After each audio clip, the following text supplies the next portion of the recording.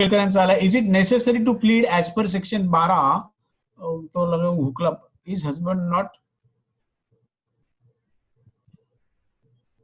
माधुरी केळकर कोण आहे? त्यांचा एक प्रश्न आला पण तो लगेच गेला. Is it necessary to plead as per section 12 of DV Act, of DV Act in pending family court matter as per under section 26? Is it necessary to plead per section 12 of DV Act? Yes, you are entitled to file. मगाशी 26 ची तुम्हाला महत्त्वाची सांगितली की family कोर्टामध्ये even restitution असेल, not necessary divorce proceeding, either wife seeking restitution or husband seeking restitution. In that case, wife can very well file seeking any kind of application under the title of 12. I am seeking any relief which is contemplated under section 19, 20, 21, 22. मगाशी जे तुम्हाला म्हटलं मी त्या स्वरूपाचं करायला तिला कुठल्याही तऱ्हेची अडचण नाहीये. 18, 19, 20, 21, 22. Sanjay Kadam. If any interim maintenance granted under Exhibit 5 is pending, interim maintenance under Exhibit 5, is it under 125(3) only? असा त्यांचा प्रश्न आहे. संदीप विचारतात, keep can file DV. Keep can file DV. Yes, sir. As you tell about live-in relationship, like this, Yes. he wants to ask about. Baba, spelling KIP nahi hai, KWP Yes. spelling. Sorry. Oh spelling yes, mistake, yeah, KWP. You can please don't denigrate that lady. She has sacrificed everything for that person. I need not describe what that sacrifice is. त्यामुळे ती काही keep राहू शकत नाही. They are in love, so they are staying as a husband and wife. Keep हा शब्द अतिशय फार वाईट आहे. म्हणजे मी त्याला हरकत घेईन किंवा आक्षेप घेईन असं की कृपा करून कीप हा शब्द लावू नका, कारण तिने त्याच्यासाठी सगळं सर्वस्व त्याला दिलेलं आहे. त्यामुळे कीप हा शब्द योग्य नव्हे. तर येस, लिव्हिंग रिलेशनशिपला जर DVने अप्रत्यक्षरित्या त्याची दखल घेतलेली आहे, मान्यता दिलेली आहे, हा शब्द मी वापरत नाही. तर अशा पीडित महिलेला जर तिला यूज अँड थ्रो करत असेल आणि तर तिला पुढे तिला बाळगायला टाळत असेल, तिला जे काही आतापर्यंत देत असेल तो जर इव्हेड करत असेल, yes she can very well file, no issue. Thank you, sir. One more question is, if husband is not earning money, then what will be the remedy for defense? Will be the defense? नाही. मगाशी म्हटलं तसं able bodied पर्सनला सुद्धा मेहरबान court केवळ तुम्ही तुमचा earning नाही असं तुम्ही म्हणता.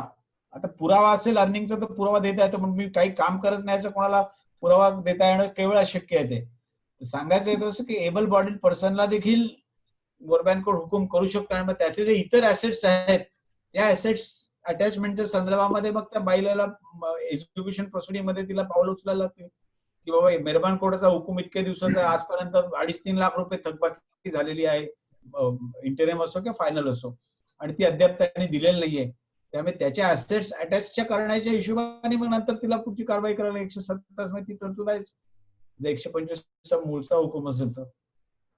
Sir, what is the recovery process of maintenance after final argument? After final argument, the matter is going to be disposed of by way of final order by judgment. After final argument, matter तुम्ही वकिलांच्या हातात काहीच राहिलेलं नाहीये. It is in the hands of the court to pronounce the judgment. Either grant it, reject it, partially grant it, partially reject it. विचारा प्रश्न अजून विचारा काय आपल्याला. Interim order is passed, but husband not paying maintenance and husband having property. Then how to attach property and recover the maintenance huge amount?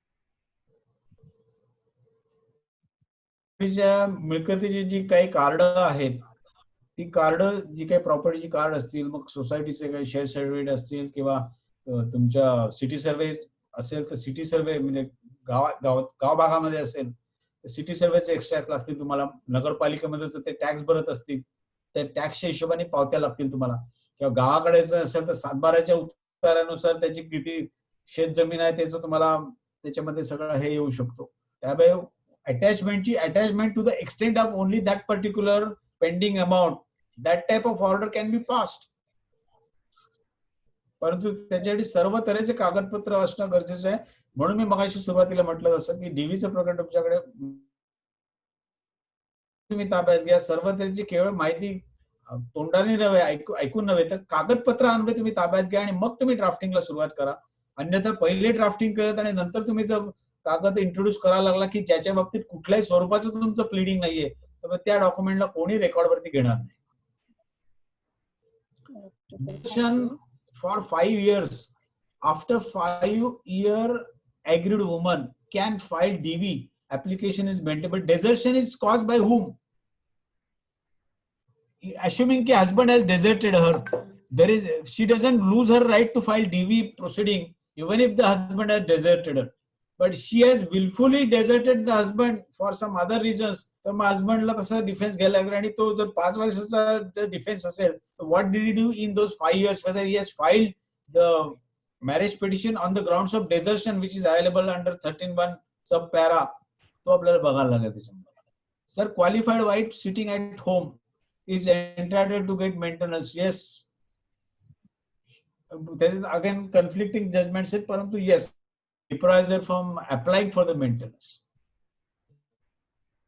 In family court pending case, if we have to give all details as per section 12 of DV Act, or only general application is sufficient? In family court pending case, if you have to give all details as per DV Act, or only no general application, no, not general application, no. If the matter is already pending in family court, I mean if the marital relationship between the spouses, rather two parties, rather it is already sub judice, court is seized with this, the relationship is seized by the court, I mean court is pondering over it, and she wants to seek any relief from the family court by taking recourse. तिचा अर्ज जो आहे 26 खालचा तिला रस्ता झाला, परंतु शेवटी तिला जी मागणी जी करायची आहे ती तिला 12च्या प्रमाणे जो अर्ज अभिप्रेत आहे तशा स्वरूपातच तिला ती मागणी करायला लागेल. कुठल्याही तऱ्हेचं प्लीडिंग मध्ये कुठल्याही तऱ्हेच्या त्रुटी नको, पानाची चिंता करू नका, परिच्छेदाची किंवा ओळींची चिंता करू नका. सर्व गोष्टी या डिटेल मध्ये यायलाच पाहिजेत, त्याच्याबद्दल कुठलीही शंका नसावी.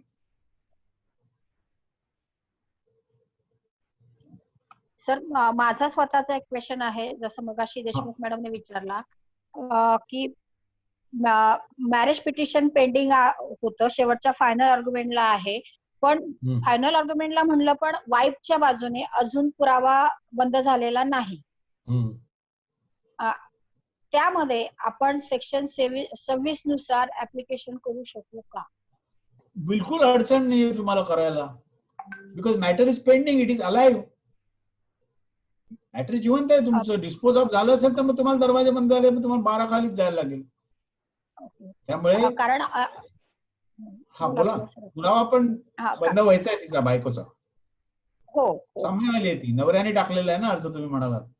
हो, बरोबर आहे. डिवोर्स पिटिशन नवऱ्याने टाकलं. Yes, she can very well file under 26. No harm, absolutely no harm. Matter is still pending, it is sub judice. Yes sir. Matter जवळजवळ 8 वर्षापूर्वीपासून चालू आहे. पण सर असं ना, त्याला हे क्रायटेरिया नाही किती वर्षाचं. लोकांची 12 वर्ष आम्ही पाहिले दुर्दैवाने पेंडिंग. माफ करा. Okay sir, thank you sir, thank you. एक प्रश्न माझा Swapan Kumar Chaudhary, if living relationship DV complaint is filed by wife, नका म्हणून लिव्हिंग रिलेशन असेल तर ती वाईफ होऊ शकत नाही, तर unless they are legally वेडेड she can be wife. She is a lady, you can say. How wife should prove her relationship? Question is not a question of proving the relationship, it is a question of what type I mean she can prove by saying की माझ्या sir कुठल्या तऱ्हेचा जो माझा correspondence जो आहे, इन्शुरन्सचे आहेत, काही मॅगझिनचे सबस्क्रिप्शन असतील, जे काही पत्रव्यवहार असतील, तिचे काही कुरिअर येत असतील, किंवा ती त्या घरामध्ये राहते, तिने ते लाईटचं बिल भरलं असेल, तिच्या अकाउंटमध्ये कधी लाईटच्या बिलाचा परतावा झालेला असेल, पैसे दिले, लाईटची बिलं भरली असतील, किंवा सोसायटीचा टॅक्स तिच्या बँक अकाउंट मध्ये जो भरला गेलेला असेल, that can be all kinds of evidence which would show why one lady should pay the monthly society maintenance money to the society bank account. It is because she is concerned with that premises, concerned with the four corners of the wall in which she is staying. त्यामुळे अशा तऱ्हेचे indirect proof तुम्हाला काही मिळू शकतात. Direct proof तुम्हाला पोस्टाचे दाखले म्हणा, कुरिअर कंपनीकडनं काय आलेलं असेल, इन्शुरन्स प्रीमियम असतील किंवा आणखी काही सबस्क्रिप्शन असतील, अमेझॉनच्या काही डिलिव्हरीज असतील, त्या अमेझॉन डिलिव्हरी त्या पत्त्यावरती सतत वारंवार येत असतील काही विशिष्ट फ्रिक्वेन्सीने, ती पुस्तकं मागवत असेल आणि काय मागवत असेल, those are the evidence which would show that she is having nexus with that particular address in that male person is. Okay, sir. May I ask you the case law authority other than SC? May I ask you the case law authority other than SC is the High Court under which that JMFC is there? Thank you. My pleasure also. Sapan Kumar. Can wife demand for husband file banks? Oh yes, why can't? She can very much demand. Even तुम्हाला जर नवरा पगाराची पावती दाखवत नसेल तर तुम्ही तुमच्या एम्प्लॉयर कडनं मेहरबान कोर्टाला सांगून की फलांडा ठिकाणी तो कामाला आहे, त्यांच्या HR डिपार्टमेंट कडनं त्यांची मंथली सॅलरी रिसीट मागवा, अशा तऱ्हेचा हुकूम तुम्ही मेहरबान कोर्टाकडे करू शकता बायकोच्या वतीने, if the husband is not coming out with clean hands. Sagar Gadre, what is the defence? Sagar Gadre, मी वाचतो त्यांचा प्रश्न. What is the defence for unknown woman in DV? Unknown woman, if wife filed DV for having extramarital affair husband against unknown woman, what is the defense for unknown woman in DV? If the wife has filed DV, then there will be two independent DV applications, one with his original wife and another for whom he's having an extramarital relationship, or you can say living relationship. तुमचा प्रश्न जरा composite प्रश्न झालेला आहे, थोडा split करून दिला तर बरं होईल. सर, त्यांचं असं विचारायचं आहे, जर हजबंड दुसऱ्या लेडी बरोबर राहत असेल, हा समजलं, हा, त्यांच्या वाईफने DV दाखल करताना त्यांचा डिफेन्स काय असेल? वाईफचा डिफेन्स काय असेल? एक मिनिट, DV दाखल केलेला आहे बाईने केलेला आहे, जी लिगली वेडेड वाईफ आहे. शी इज इन डिस्ट्रेस आणि तिचं ॲलिगेशन आहे की दिस मॅन इज इन ॲडल्टरस रिलेशनशिप. बरोबर आहे. आता सर्वोच्च न्यायालयाचा माफ करा, सर्वोच्च न्यायालयाचा दाखला देखील आलेला आहे. याच्यामध्ये बचाव अपार्ट फ्रॉम डिनायल त्याचं काय असू शकणार. दुसरी गोष्ट अशी की त्याची if he is fulfilling those marital obligations, or if he is not fulfilling, then she has only approached the court for the fulfillment of those marital obligations, म्हणा किंवा marital duties आहेत, इकॉनॉमिकल फायनान्शियल ज्या काय असतील त्या, कळलं का. त्यामुळे ह्याच्यामध्ये त्याचं बाहेर अफेअर आहे, त्याचा इम्पॅक्ट तिच्या मेरिट्स वरती किंवा याची केस स्पॉइल व्हायला फारसा काय होईल असं मला वाटत नाही.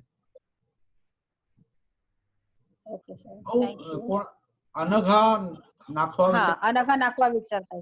Sir, how maintenance of wife is decided on what ground? मगाशी तुम्हाला उशिरा जॉईन झालेलं दिसतंय.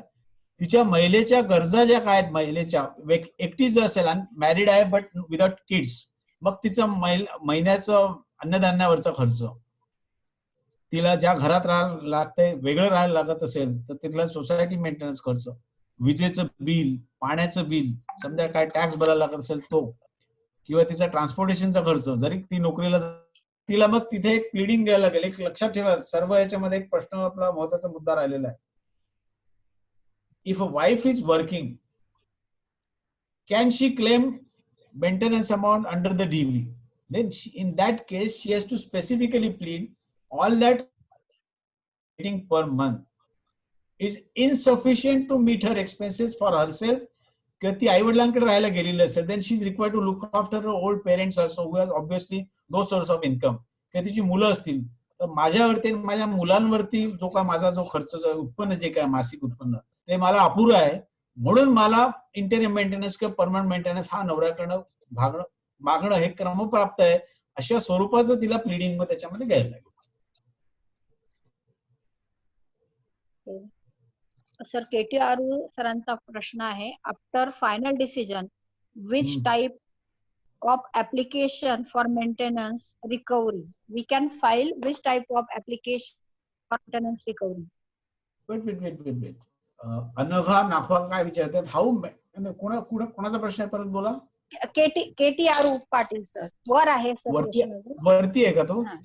येस, वरती बघतो. हा, KT Patil. Yes sir. Weight a minute.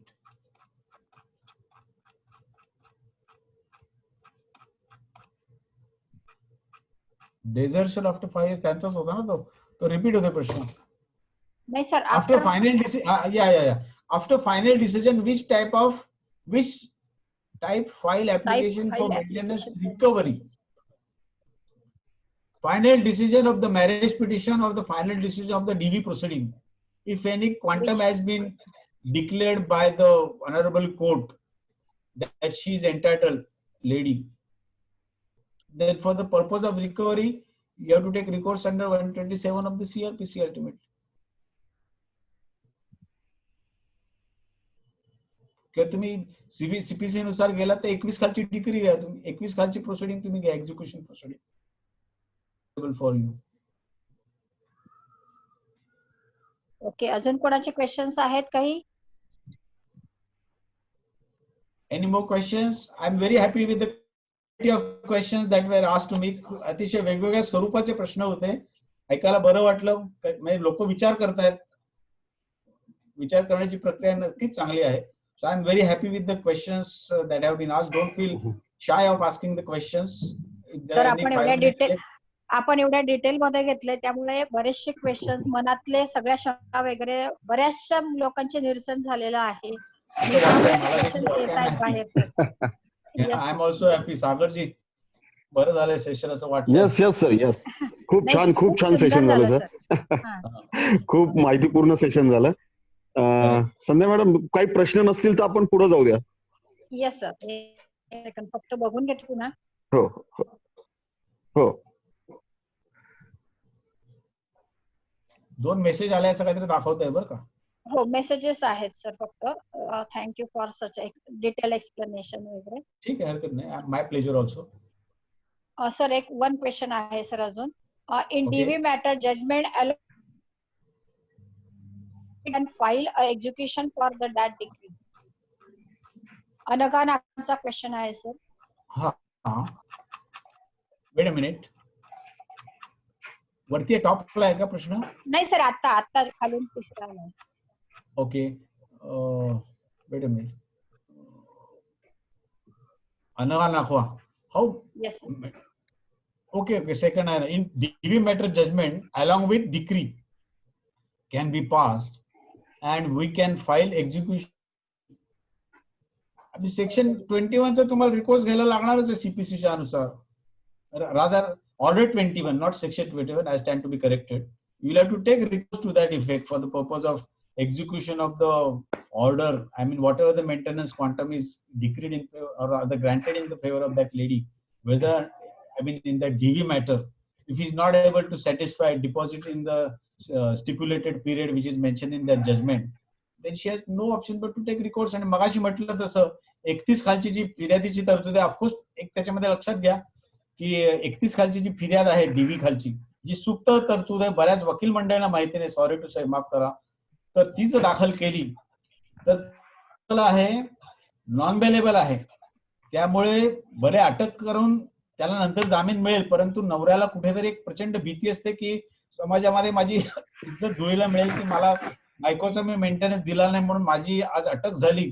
तर त्या भीतीपोटी म्हणून तेवढ्यासाठी तर तो कलम जो आहे तो नॉन बेलेबल केलेला आहे. जरी 1 वर्षाची शिक्षेची तरतूद असली तरी, नॉर्मली 2 वर्षाच्या शिक्षेपर्यंत एनसी असतात आणि बेलेबल असतात, परंतु कुठेतरी नवऱ्यांना अशी जरब बसावी, पुरुषाला जरब बसावी, तेवढ्यासाठी तरतूद केलेली आहे. आणि म्हणून तो जो एक्झिक्युशनचा 21चा जो मार्ग आहे, ऑर्डर 21चा, त्याच्या पॅरल देखील जर त्या पीडित महिलेने 31चा वापर करून पोलीस स्टेशनला फिर्याद नोंदवली, तशा स्वरूपाची फिर्याद नोंदवताना तिला सर्टिफाईड कॉप्या, सही शिक्क्याच्या नकल्या ज्या डीव्ही कोर्टाच्या हुकमातनं आलेल्या आहेत त्या तुम्हाला दोन्ही द्यायला लागतील तुम्हाला. आणि तुम्हाला माहिती आहे डीव्ही खाली तरतूद आहे, महिलेला कुठल्याही तऱ्हेची कॉपिंग चार्जेस तिला भरायला लागत नाही. She gets the final copy free of cost. Statutory तरतूद आणि रूल्स मध्ये देखील आहे. तेवढं जर त्यांनी दिलं आणि एक साधा अर्ज जर त्यांनी लिहून दिला तर that will be treated as a फिर्याद, एफआयआर, अँड अकॉर्डिंगली फिर्याद will be drawn. He can be arrested, he will be brought before the learned magistrate and it will be ultimately description of the magistrate. आणि magistrate साहेब विचारतातच, बाबा किती रक्कम भरतो, बोल 50% भरतो का काय भरतो, त्याच्या अनुषंगाने मी ठरवतो तुला बेल द्यायचा का नाही द्यायचा. That is a common practice which we witness everywhere in Maharashtra, I mean, at least. Sir, one more question is there. Sir, can Yes. court pass ex parte order which in the past. In DV matters. Expert Not order, explain. expert order. Just listen. चांगला प्रश्न आहे, मी स्वागत करतो या प्रश्नाचं, की सामनेवाल्याला service झालेली आहे, मग तो एकटा असो त्याचे अन्य कोण त्याच्यात नातेवाईक असो, सर्व्हिस होऊन देखील म्हणजे सर्व्हिस झाली त्याचा, भले त्याची सर्व्हिस प्रोटेक्शन ऑफिसरनी केलेली आहे, त्याचे एक्नॉलेजमेंट आहे, त्याच्या सिग्नेचर म्हणजे एक्नॉलेजमेंट कोर्टाच्या दप्तरावरती आलेली आहे, किंवा स्पीड पोस्टने गेलं असेल, आरपीडीने गेलं असेल, कुरिअरने गेलं असेल, ईमेलने गेलं असेल, आता व्हॉट्सअपची देखील सर्व्हिस ग्राह्य धरली जाते.